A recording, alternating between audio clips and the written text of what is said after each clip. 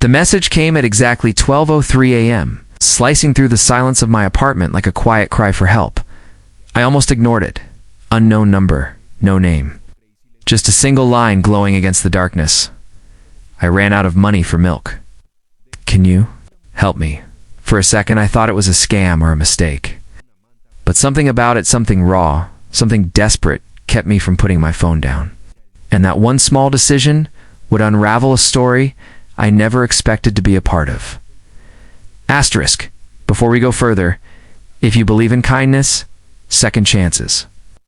And the idea that even the smallest act can change a life. Take a moment to like, comment, share, and subscribe. You never know who might need to hear a story like this today. Asterisk, I stared at the message longer than I should have. My name is Aaron, and at that point in my life, I wasn't exactly someone who went out of his way to help strangers. I lived in a small apartment in Cleveland, Ohio, working late shifts at a warehouse, keeping mostly to myself. Life had taught me to be careful. Trust didn't come easy anymore. Still, something about the way the message was written felt too real to ignore. Asterisk, I typed back, cautiously asking who it was. The reply came almost instantly, like the person on the other end had been waiting, clinging to hope. Her name was Rachel. She apologized over and over, explaining that she must have typed the wrong number in a hurry. She said she had a toddler at home who hadn't had milk all day, and she had no one else left to ask. No family nearby, no money, until her paycheck came in 2 days. She said she understood if I didn't want to help, but she didn't know what else to do.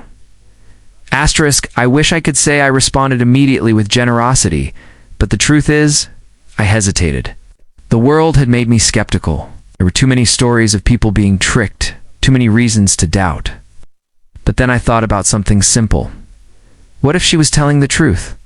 What if somewhere just a few miles away, there was a child going to sleep hungry because I decided to ignore a message? Asterisk, I asked her where she lived. It turned out she was only about 15 minutes away from me, in a rundown neighborhood I knew too well. I told her to wait, grabbed my jacket, and drove to the nearest 24-hour grocery store. I didn't just buy milk. I found myself walking through the aisles, picking up things I imagined a struggling mother might need: bread, eggs, cereal, some canned food, even a small pack of diapers. It felt strange, like I was stepping into someone else's life without knowing them at all. Asterisk, when I arrived at the address she had sent, I almost turned back. The building was worn down, the kind of place people passed by without a second glance. The stairwell lights flickered, and the air carried that familiar mix of neglect and hardship. I knocked on her door, my heart beating faster than it should have. Asterisk, when she opened it, everything changed. Asterisk, Rachel looked exhausted in a way that went deeper than just lack of sleep. Her hair was pulled back loosely, her eyes red and tired, but there was a softness in them, kind of quiet strength. In her arms, she held a small child, a boy who looked no older than 2. He was half asleep, his head resting against her shoulder. Asterisk, she didn't say much at first. She just looked at the bags in my hands, and then at me, like she couldn't quite believe I was real. Then her eyes filled with tears, and she stepped aside to let me in. Asterisk, her apartment was small and almost empty. A couch that had seen better days, a tiny table, a few scattered toys. It wasn't messy, it was just bare, like life had slowly taken things away, one piece at a time. Asterisk, I set the groceries on the counter, and she kept thanking me, over and over, her voice breaking each time. She explained that she had recently lost her job after missing too many days. Her son had been sick. She had no one to watch him. Bills had piled up, savings ran out, and every door she knocked on seemed to close. That night, when she realized she couldn't even afford milk, something inside her finally broke. She had typed a number in desperation, hoping it was someone she knew. Instead, it reached me. Asterisk. I didn't stay long. It didn't feel right to intrude more than I already had. Before I left, she asked if there was any way she could repay me. I shook my head and told her she didn't owe me anything. But as I walked back to my car, something didn't sit right with me. I couldn't just go back to my life like nothing had happened. Asterisk, the next morning I couldn't focus at work. Her face kept coming back to me. That quiet desperation, that fragile hope. Bye.